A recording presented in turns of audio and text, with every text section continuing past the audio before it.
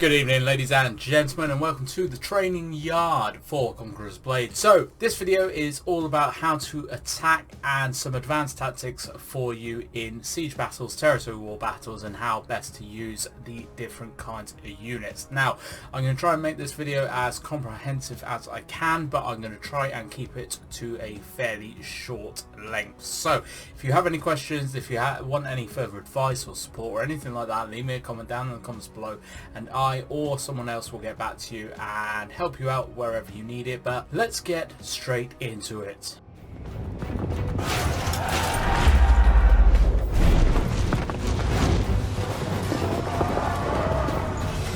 Victory or death! Give them hell!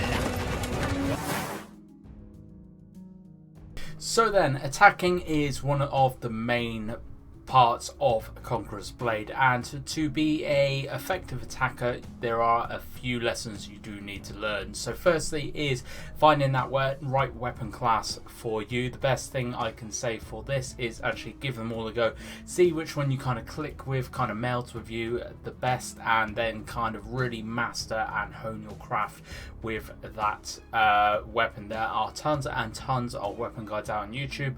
The Conqueror's Blade team have actually made official weapon guides as well, so check those out in the initial stages. I myself have played a ridiculous amount of time of the Glaive. That is my other training yard video for this event, so definitely go and have a look at that. I will leave a link in the description box below for you.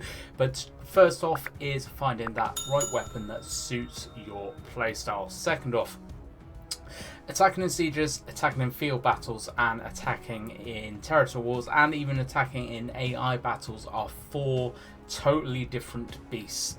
So AI battles, AI are the PvE event modes, and the training battle in the matchmaking. Now these are very good initial stages to actually learn how to play the maps and actually counter certain types of units. Try and really learn your class as well in not such kind of exceptional circumstances that you've got loads of heroes chasing you, because the AI is pretty forgiving. Right now as well, the FIFA raid in the matchmaking, if you do 5 of those each and every single week, you are going to be getting a buttload of experience, so I definitely suggest you do those as well. But attacking is one of those parts of the game which actually everybody can attack. Not everybody can attack effectively, and there are simple to complex tactics which I am going to go over in this video. I'm going to start off with simple, moving into more complex issues. There's going to be even more advanced stuff after this video as well, and depending on how well this video goes down, how much you guys enjoy this video and how useful it is, I will look at publishing out a more advanced strategies and attack tactics video as well. But so siege battles are going to be your main matchmaking battles. I'm going to cover those in just a second, because siege battles and territory war battles kind of fall into the same categories. Field battles are predominantly cavalry based because of the wide open map sizes, plus as well most cavalry units are best on grassland or in deserts, which are where most of the field battles actually occur. Cavalry is primarily designed to unleash very quick, shocking assaults on an enemy using charge tactics. Now these charge tactics are the same as any other tactic. They are always going to be best deployed into an enemy which are either facing away from you or you've managed to come around to the side and flank. However, some units of cavalry are very good at actually charging head on into certain types of units as well.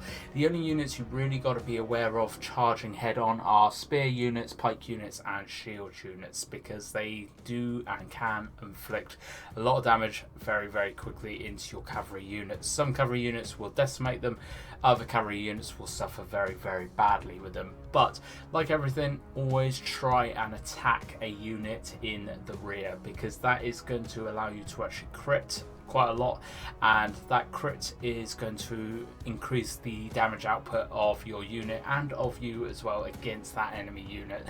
Hitting units, hitting heroes in the rear is the best way of attacking. So Hero on hero, if you have any stun abilities or crowd control abilities, try and pop those off first. Get yourself into a position where you are then at the rear of that hero while they're in that couple of seconds stun lock, and then unleash every single tactic and ability you have to pump out as much damage as you possibly can. Hitting people in the rear compared to hitting people in the front can sometimes, and I would say actually quite often, turn the tide of battle in your favour because of that extra damage output, which is significant. Again, exactly the same happens in field battles. In units, field battles, people will be focusing on taking points, so it's quite easy to actually run around the flank, run around the rear, and catch people off guard and unleash a lot of damage into people very, very quickly.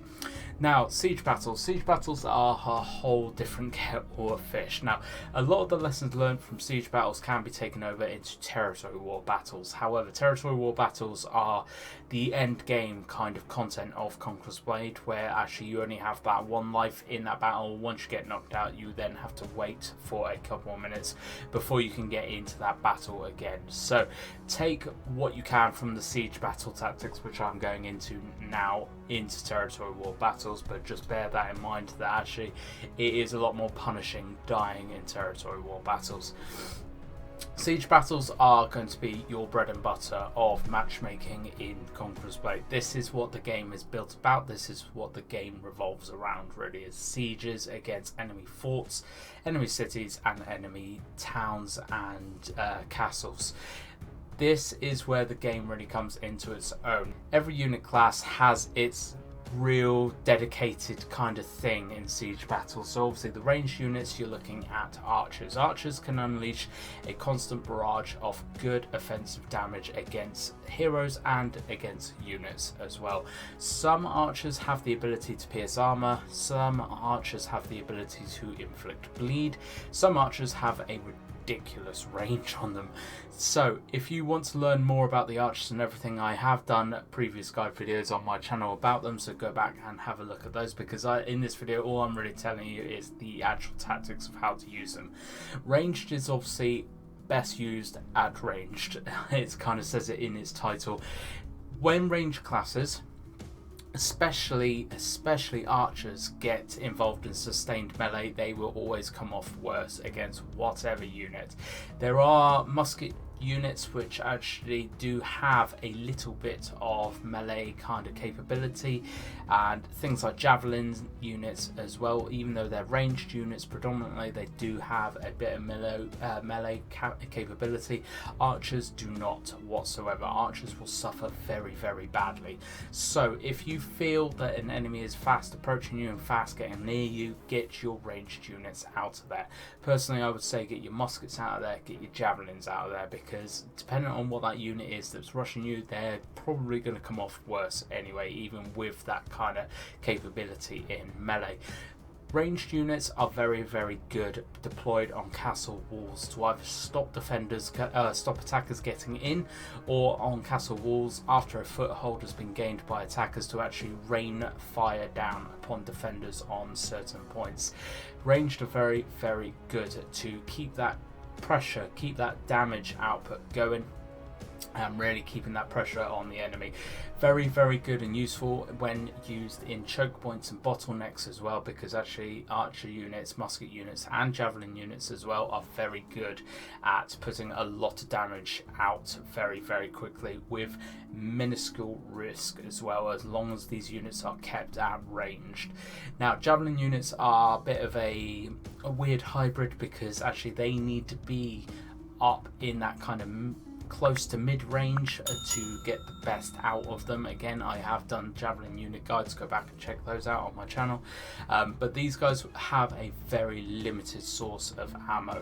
Their javelins do tend to do a lot more damage than archer units though, because of that less amount of javelins of ammo, but they need to be positioned correctly. They need to be really well kind of micromanaged to get the best out of them. But javelin units in the right hands, in the right circumstances, can be devastating.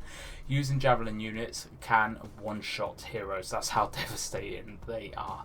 But again, they do suffer a little bit in sustained melee. Before I go into the melee units, I just want to cover the cavalry units a little bit more. So I have already covered them in the field battles. In siege battles, cavalry units are... they're not as well suited to siege battles as they are field battles. Cavalry units come into their own in field battles. There are certain times, there are certain circumstances in siege battles where cavalry units can turn the tide, like cross charges across a point. When used in conjunction with other cavalry units or other shock units, which are the melee units, which I'm going to go into in a minute. When used in conjunction with other units, they are very, very good. When the cavalry units are left by themselves and they've popped off their initial charge, if they get involved in sustained melee, they can and often do come off worse, because actually the proper melee units, that's what they're built for, that's what they're trained for. The cavalry units are just really for that initial charge, that initial burst of damage, and then trying to get them back out, get their cooldowns, like obviously cooled down, get their charges cooled down, and then you can set them back up for a rear or flank attack and try and pump out all that damage onto a unit again. Cavalry units are very good.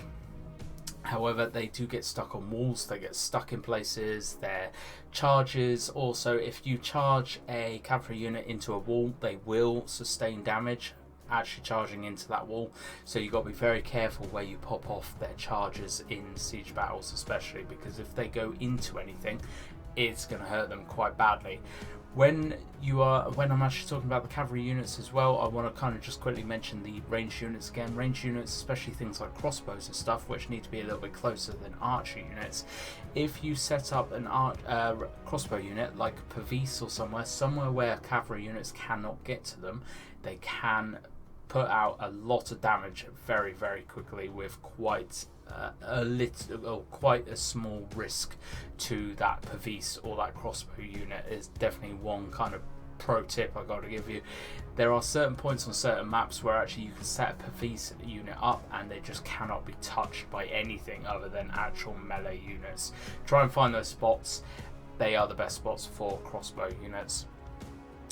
So I've covered archer units, ranged units, I've covered cavalry units. I want to cover the main bulk of units now, which is the melee units. The melee units, you have shield users, you have pure shock troops as well. There is quite a variety of different melee units in the game. You will find the ones that you really like, you will find the ones that you don't really like. Each kind of melee unit does have its own functionality. It does have its own uses in different circumstances. So obviously shield units will be used primarily to block off certain points, to actually stop enemies from getting a foothold in certain areas. Shock units, shock assault units, are units which will charge into a fray and then do a big load of burst damage. Some can survive in sustained melee for a little while, but their main kind of onus is that shock value of that unit. Things like paladins, azaps, things that can literally go charging head on into a melee, they will put out a lot of damage very, very quickly, but they can get overwhelmed very quickly if the enemy come back at you with 2 or 3 melee units, with ranged units then firing down on you as well. Your melee units can suffer quite badly.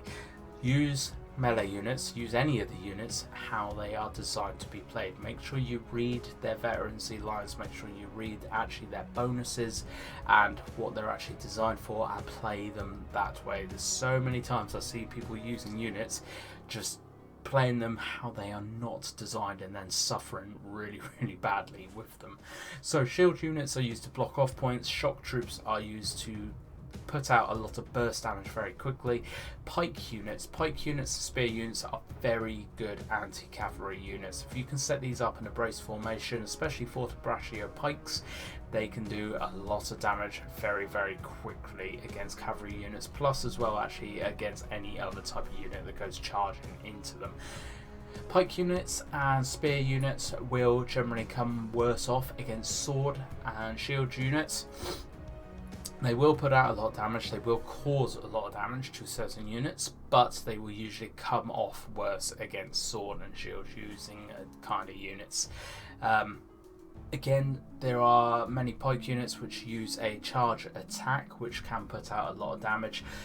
Some of the other pike units will mainly focus on their brace capabilities, and you also have hybrid units like the stalwarts, which use actual shield and spear as well, so actually they can put out a lot of damage to cavalry whilst also bracing and holding a point by themselves. So make sure you are learning the units inside out, you are using them to how they are designed. Like I said, there are loads and loads of different tutorials all over the place right now, so definitely look at watching some of them and learning the units inside out. Now, I've kind of left this right to the end, which is what I intended to do, but you yourself as a hero, depending on what class you are and depending on how experienced you are in that class, you can be quite a reckoning force to be reckoned with. That doesn't make any sense. You're quite a force, or you can be quite a force to be reckoned with. So obviously certain classes can buff units, certain classes can buff themselves, certain classes can do a lot of damage very, very quickly.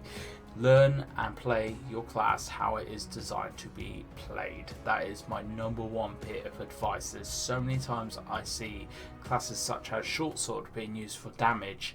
I see range classes being played in melee range. It makes no sense to me. Learn your class, learn how it's been designed, and learn what it's been made for, and then do that. That is the best piece of advice I can give you. Obviously, look and focus on attacking units in the rear, in the flank. Look and learn the maps as well, and learn the usual routes that people take, so actually you can then counteract them. You can turn different flanks, you can kind of charge and catch people off guard by charging them in the back. All these kinds of simple things which actually a lot of people lose focus on because they're so focused on taking certain points, they just go straight bombing and YOLOing towards it. Actually, sometimes the best thing you can do is take that extra couple of seconds, flank around it, catch people off guard. Don't let people near the point you are trying to fight. That's another piece of advice I want to give out. If you are trying to capture a point, especially in territory wars, do not fight on the point.